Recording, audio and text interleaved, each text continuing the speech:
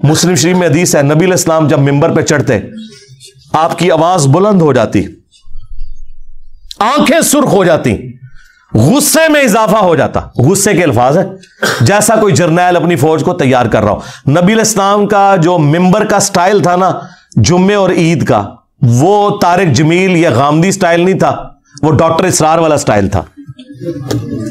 हाँ। ये मुस्लिम शरीफ 2005 नंबर हदीस जाके पढ़ लें। आपने भी एक बात फरमाई कि रिसात माब सल्लल्लाहु अलैहि वसल्लम इंसान की जगह पर खड़े हुए हैं, वो जब गुफ्तगू कर रहे हैं बाकी लोगों से तो वहाँ पर ये चीज़ नहीं है, खालिक के यहाँ ये नज़र आती है। बाज़ मौजूदा ज़माने के लोग जो बड़ी एग्रेसिव डिबेट करते हैं, बड़ी सख्त तुंद तेज़ नोकीले जुमले होते हैं और बड़ी जिसको आप कहते हैं काटदार किस्म की बातें होती हैं, वो भी इस्तिदलाल कहते हैं कि आसार रिवायत में तो ख़ुद रसूलुल्लाह का उसवा भी आया है कि आप ऐसे गुफ्तगू करते थे जैसे किसी लश्कर का सरबरा अपनी जो है वो फ़ौज और अपने एक सिपा सालार जैसे एक तुंदो गुफ्तगू कर रहा होता है।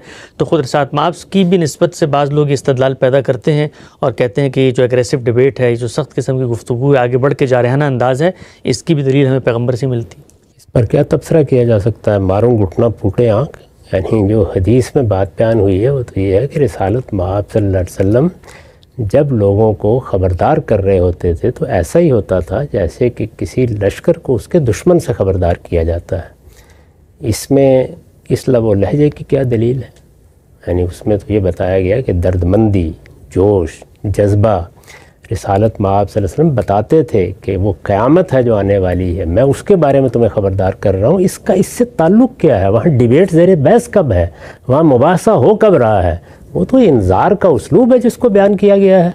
ये क्या बात है जिसको किस बात से तशबीह दी गई है? बिल्कुल बेमानी और लगब बातें।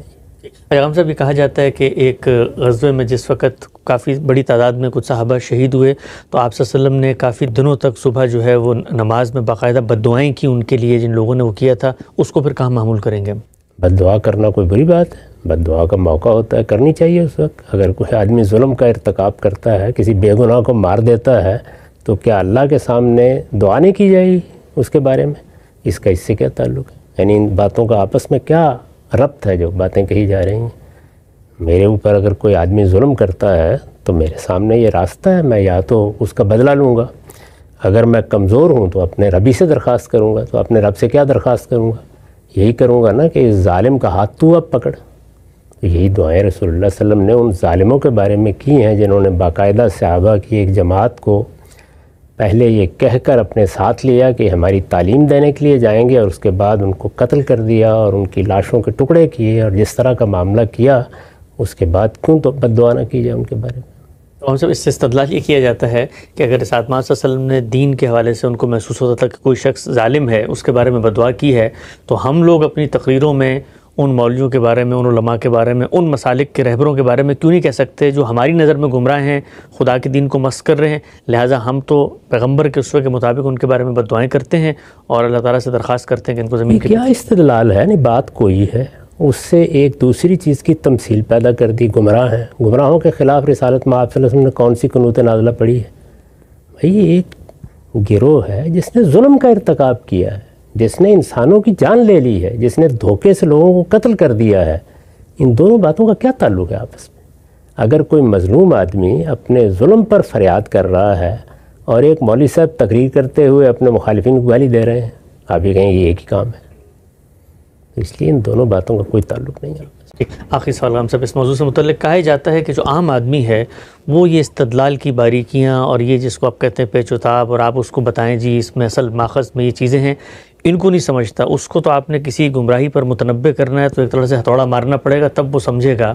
तो ये तो पढ़े लिखे लोग जो हैं, उलमा हैं, वो चले आपस में इस्तिदलाल करते हैं, लेकिन जब आप आवाम से मुखातब हो रहे हैं तो आपने तो उनको सिर्फ 2-2-4 की तरफ ब्लैक एंड वाइट में बताना है, और अगर कोई बड़ी बिदअत, बड़ी गुमराही, बड़ी गलती है तो उस पर तो हथौड़ा मार के बताना है, वरना तो वो जागेंगे नहीं। हथौड़ा आदमी के सर पर नहीं मारना चाहिए ना, उस बिदअत के सर पर मारना चाहिए।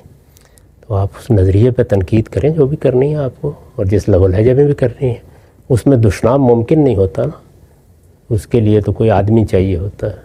तो आप बताएं कि बिदअत इतनी बड़ी गुमराही है, बिदअत को अल्लाह के पैगंबर ने गुमराही करार दिया है, बिदअत के बारे में ये कहा है कि ये इख्तियार करोगे तो ये सीधी जहन्नम में ले जाएगी, शिरक के बारे में ये फरमाया है, इसी तरह कुफर के बारे में ये फरमाया है। ज़रूर बयान करें, इससे कौन रोकता है, लेकिन बात पर बात करें ना, अफराद का इससे क्या ताल्लुक़ है? یہاں سے استدلال سے جب بات کی جاتی ہے اتنا مزہ نہیں آتا جتنا یہ ایگریسو ڈیبیٹ رہا تھوڑا مار کے. دونوں میں سے ایک کام کر لیں، یا اللہ کے حضور میں جواب دہی کے لیے کھڑے ہو جائیں یا لطف لے لیں. دونوں میں سے ایک کا انتخاب کر لینا چاہیے.